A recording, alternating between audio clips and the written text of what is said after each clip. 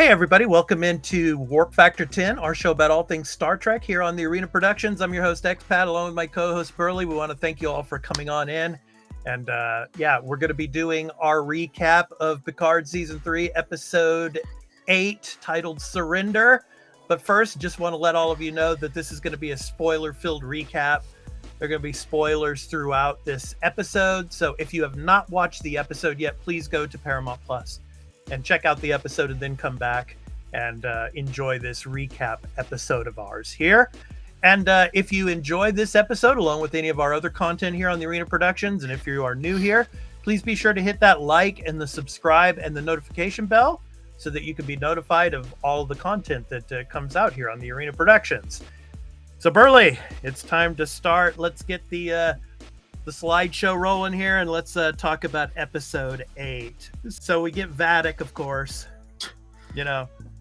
and she's having fun, man. It seems like. Just throughout this episode, she's having a ton of fun there, sitting there, being in command, and having the prisoners there and all. I mean, it was a great episode all around for all of the actors. I mean, for of course, Amanda Plummer, she's an amazing actress, and then of course all of the others. Brent Spiner was amazing in this episode as well. So what was your take on it overall, and of course the beginning parts of the episode? Overall, it was a great episode. You had a lot of great moments, but as you said, starting off with the beginning here with Vadic, you could just tell the actress is having so much fun on the set there. Yeah, I love that, and I like that, just how she's acting there, just smoking the cigarette or whatever it is, smoking there, just having fun with the hand gestures and all that, and I'll call it a 25th century stogie. There you go. Yeah, so 25th century stogie. There you go. Just having fun there, being like, I have won. Yeah, it's just a matter of time, and then just having fun torturing some of the stragglers that are running around on the Titan. Yeah, take their ears, take their eyes, right. All of that, and then of course. You think one of the crew members is going to be executed, and then she points the phaser and kills the one Vulcan girl there. Yeah, so that was too bad. But they were lucky that some of the others didn't get executed as well. But I mean, she's trying to coax Jack to come to the bridge, and it's like when is he going to go? I mean, it's like that. It's going to get to a point where he's going to have to go up there, Yeah. So, I thought that was interesting. And then the chemistry between, of course, Riker and Deanna. I mean, I thought that was really awesome. And of course, Deanna is not a changeling, so we were lucky there. So it was interesting. She was talking about the changeling that actually came to the house to get her. Yeah. It was like he was just like you, talking to Riker. He was just like you.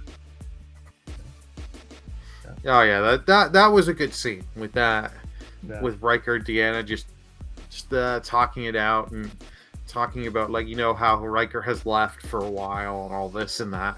It's just great character moment between both of them. I really did enjoy that. Yeah. Yeah, and then, of course, and I'm going to go ahead and get to some of the other images here. But before I do that, just the situation with Data. Obviously, this episode is called Surrender, and obviously they came to a point where they needed to get the security system back in their hands again. And the only way they could get it was through Data. And the problem was that the partitions between Data and Lore, they had to try to erase Lore, but they couldn't do it themselves. It had to be Data to do it. And so you get these scenes of him and Lore. You get like the little hologram of Tasha Yar, that little Easter egg there from early on in the Next Generation series. And of course, you get the deck of cards because Data would always be the dealer, dealing the cards in the poker games on the Next Generation. And then, of course, finally Spot. and that's kind of what did it all in, because it looked like Lore was going to win all out, and it seemed like Data was surrendering, but that wasn't the case, and Data was able to overcome Lore and be victorious. So that was really cool. What'd you think of that part? I really like that, and it did also give you, because as Data and Lore are talking, it's like, these trinkets here, your memories, and it goes back to the first episode where Riker met Data, the pipe, At Farpoint, at Farpoint, the pipe and the hat from when he was as Sherlock Holmes. Yeah. So you get little Easter eggs, callbacks to that, which was very nice. Right. And I do love, as they're doing that stuff with Data, they realize, okay, we're on a time crunch, but Jack says to them, like, you need to trust me, let me do this, and Sydney backs him up, saying he's got a plan. He's not gonna fully tell, but everyone knows what he's gonna kind of do, because he's gonna be like, I'll surrender, but wink. Yeah. Okay, so let's get to some of the other images here. Of course, obviously, Worf and Raffi. Obviously, I knew it was coming that Worf was going to rescue them on Riker and Deanna on the Shrike. And you see the blade going through that guy, and it's like, it's Worf, and he comes through there. And then as they get back to the Titan A, it's really interesting. They show just Raffi, how she has learned so much from Worf in this brief period of time, and she was just taking out all those other guards. I mean, that was pretty cool. What'd you think of that?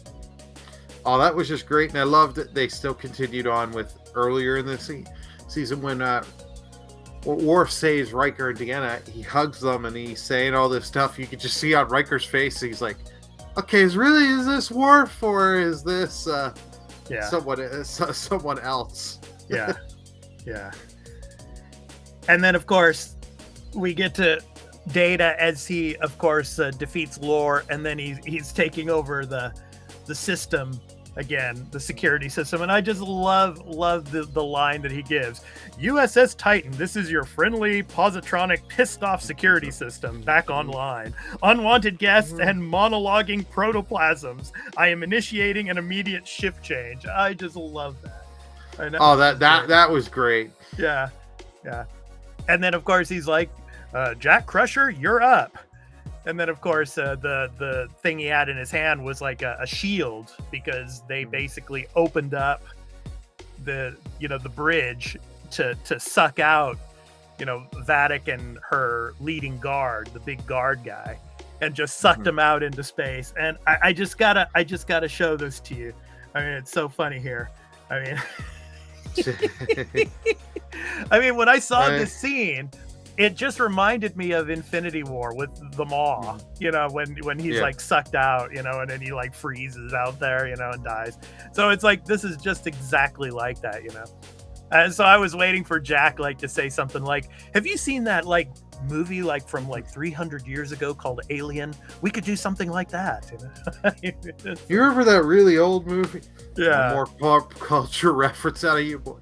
Yeah. But yeah, I have to admit though, Seven, she didn't go into the ready room with the rest of the crew like Vadic had told them to. She had guts, man. She stood out there and she stood her ground, and she was with Jack when that took place. And then I just loved it when she's like, get the hell off of my bridge. I like that. I love that part. Well, it's not only does she have guts and all that, you can tell she is waiting for them to make a mistake and get an opportunity. Yeah. She is pouncing for an opportunity where one of them drops their guard, and she can do something. Yeah, because she can fight. Yeah. But yeah, I just love that line at the end there, with Vadic before she gets sucked out. She's like, beep, it's like beeping solids, Yeah. And then she gets sucked out, and then of course she floats to the Shrike and just slams into it, and then she just breaks into little pieces. And then obviously the Titan A, I love at the end there, like Seven is like, give it all we've got, fire. And there's like 5 photon torpedoes that come out and just obliterate the Shrike, so that was really cool. So then of course we get, everybody together again in the ready room. We get Picard, we get Data, we get Geordi, we get Worf and all. And I love the line with Worf. Worf is like, I have slaughtered countless enemies over the years and considered sending their heads to all of you, but I was advised that was passive aggressive. Could you have just imagined they did a flashback? Man. I got a package from Mr. Worf. Yeah. Oh my God, it's a severed head. Yeah.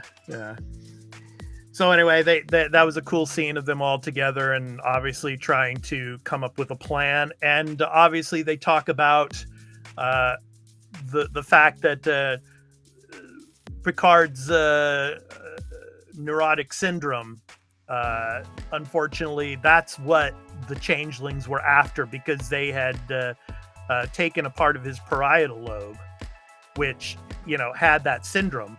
And I think a lot of the people in our chat were also talking about the fact that that's what they wanted to infect the Federation crews with, to bring down the Federation.